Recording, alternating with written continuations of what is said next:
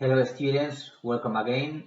In this video we're going to speak about microanalysis. As we were speaking in the previous video, profitability is not random. Why several companies succeed and several companies fail is not a matter of luck. They do not succeed by chance.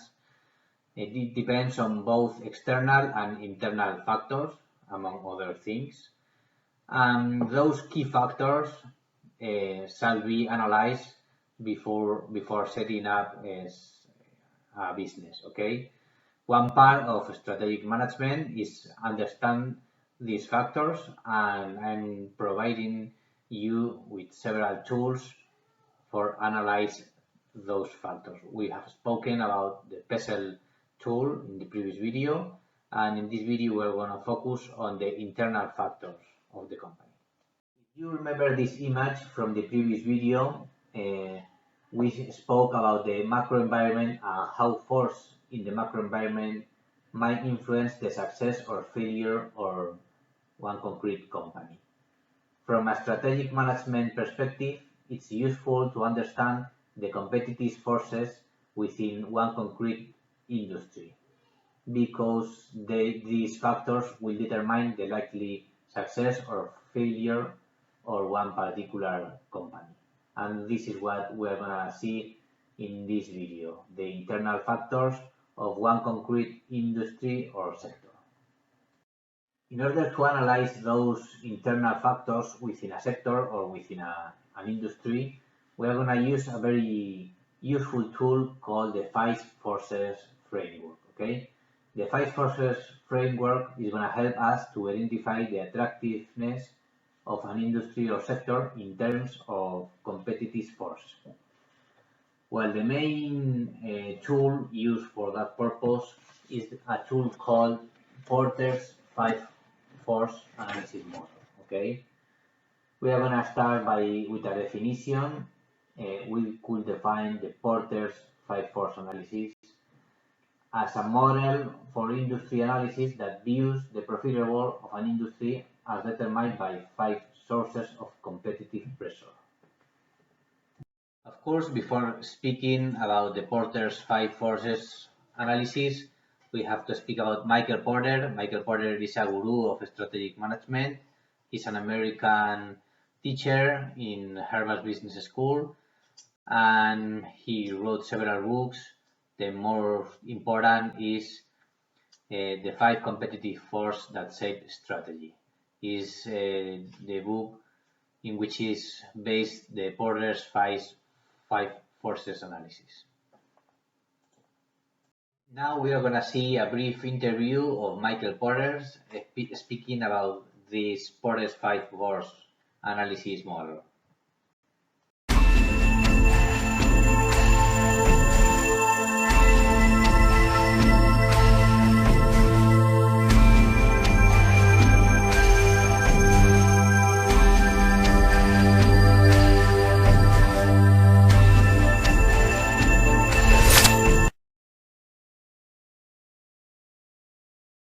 Define strategy. What is strategy in very simple terms? Well, in very simple terms, it's what's going to make a particular organization different and provide a competitive advantage.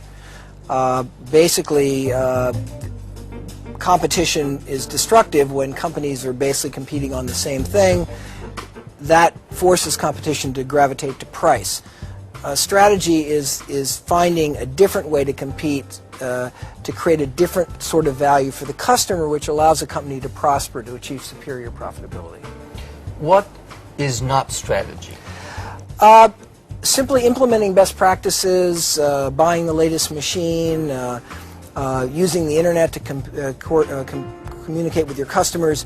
There are lots of things that managers do that they have to do to actually keep making the company more productive and more efficient, and to attain the kind of latest technology and knowledge about management.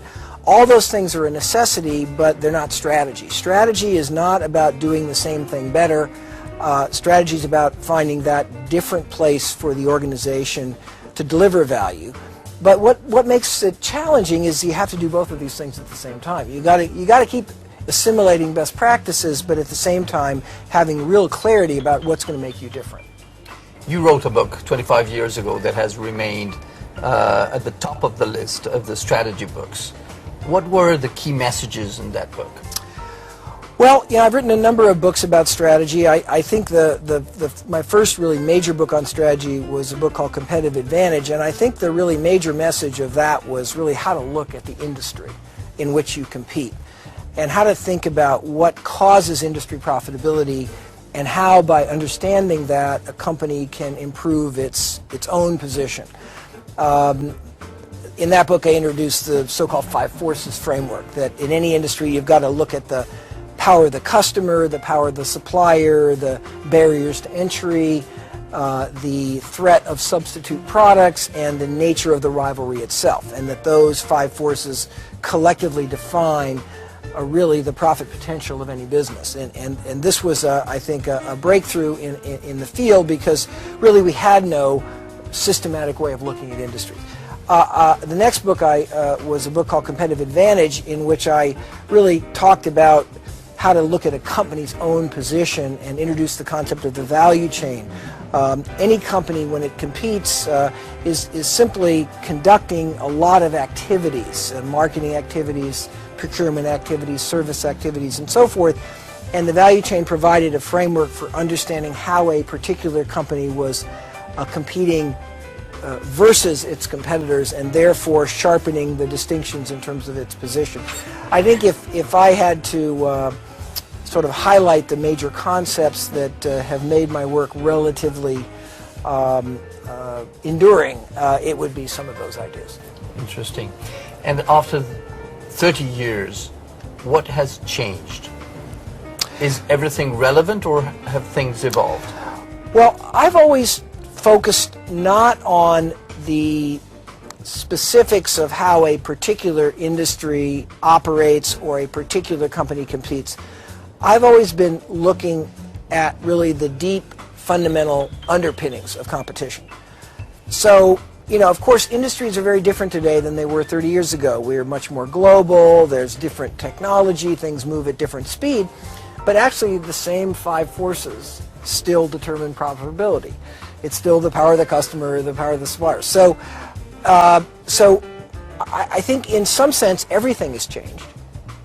But at least from my point of view, very little has changed, in the sense that the enduring fundamentals of industry structure and the value chain and the importance of price and cost in determining superior performance, the distinction between operational effectiveness and positioning, all those things are what I would say are really competitive fundamentals that are timeless. And that at any given moment in history, the weights, if you will, or the specifics are constantly evolving.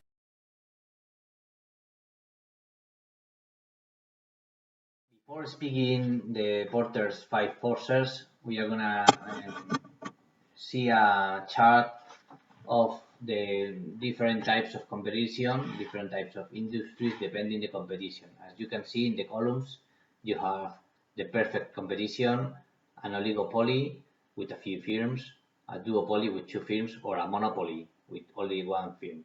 If you are watching the columns, you can see that in a perfect competition market, there will be many firms, there will be no entrance barriers, there will be a homogeneous product, and related with the information, there will be no impediment to information flow.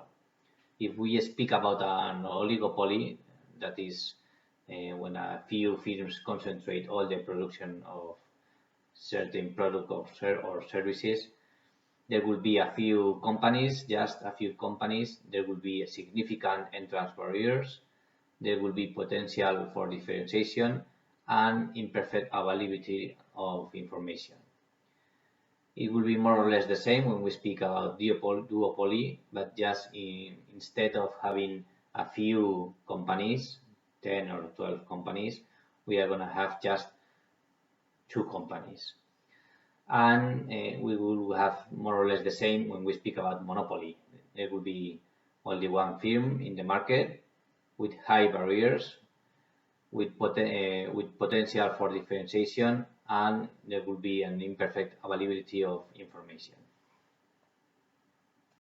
Once we have introduced Michael Porter's, we are going to define industry, because this is a tool that we use to analyze factors within a concrete industry, a concrete sector.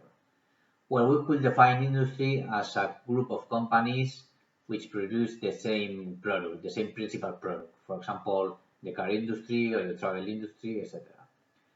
Why are some industries more profitable than others? Well, the answer lies in understanding the dynamics of competitive structure in a concrete industry. And the most important tool to analyze those factors within a concrete industry is this Michael Porter's 5-force analyze model. And we are going to see in the next slide. We are going to start with a definition of the 5-force.